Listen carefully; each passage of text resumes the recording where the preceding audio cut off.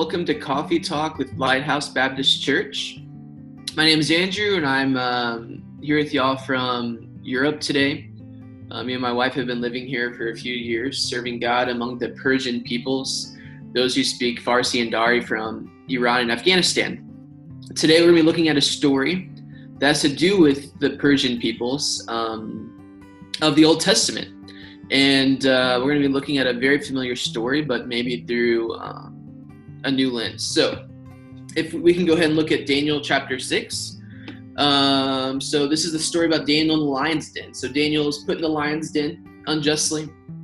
God protects him from these lions, and he comes out of this lion's den. And there's the King Darius. King Darius is the king of the Persian Empire, maybe the most powerful man alive at the time. And I'm going to go ahead and read what he says when Daniel comes out of the lion's den. So this is Daniel chapter 6, verse 25. Then King Darius wrote to all the peoples, nations, and languages that dwell in all the earth, "Peace be multiplied to you. I make a decree that in all my royal dominion people are to tremble and fear before the God of Daniel. For he is the living God, enduring forever. His kingdom shall never be destroyed, and his dominion shall be to the end. He delivers and rescues. He works signs and wonders in heaven and on earth. He who has saved Daniel from the power of the lions." So this Daniel prospered during the reign of Darius and the reign of Cyrus the Persian. So this is an amazing thing that I often overlooked before. But at the end of this story, it says, King Darius wrote to all the peoples, nations, and languages that dwell in all of the earth. Okay, so he writes a message to the whole world that the God of Daniel is actually the living God who endures forever. And how big is Darius's kingdom at the time? It includes Greece, all the way to Greece, Egypt, Syria, Israel, Iran, Afghanistan, Pakistan, Iraq, and even into Western India. This kingdom was huge, and there's even countries I'm missing in this list, modern countries. And he sends the message to his kingdom and even beyond that the God of Daniel is the living God. And this might be the biggest or most widespread proclamation of who God is up to in the Old Testament. It really is amazing. And so what can we learn from this? First, we can learn that God can take your suffering and faithfulness and use it for his glory. Daniel suffered in this lion's den, and he was treated unjustly, even though he was a big leader in the empire and was trusted and was doing the right thing. But his faithfulness was seen by King Darius, and because of this, King Darius proclaimed to the whole world about the goodness of God. And this is a common theme throughout the Bible. We see it in the story of Joseph being mistreated, but his mistreatment and situation ends up being what saves his family from death, and also God's covenant promise of making Abraham's descendants, blessing them and making them numerous, is kept by God's saving the people through Joseph.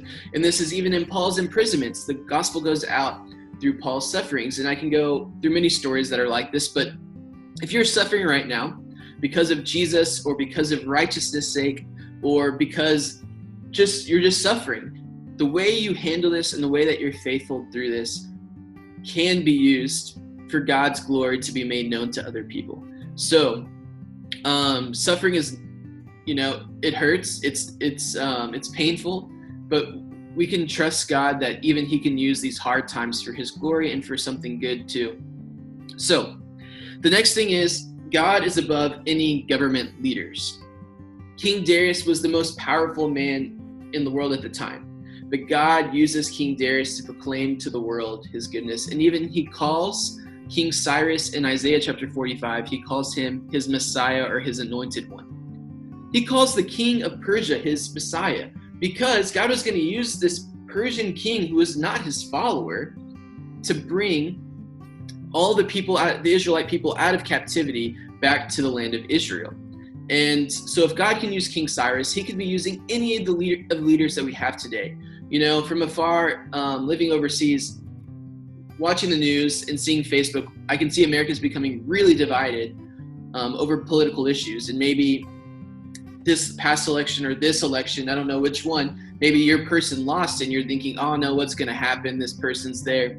But we can see that God can use even King Cyrus and King Darius for his purposes.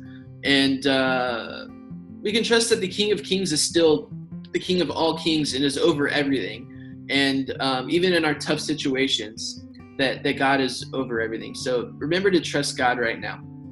The last thing I want to ask you to do is to pray for the Persian world. Pray for those people in Afghanistan, Tajikistan, and Iran. The Persian Empire was one of the most important nations in the Old Testament for helping the Israelites. Maybe they helped them more than anyone else. Even, you can look even to the story of Esther. She was the queen of the Persian Empire. She was a Jewish woman, but she actually saved her people through Persian king. She saved her people from genocide. And the Persian people brought the people out of captivity back into the promised land. And they were, even some of the Persian people were present at Pentecost.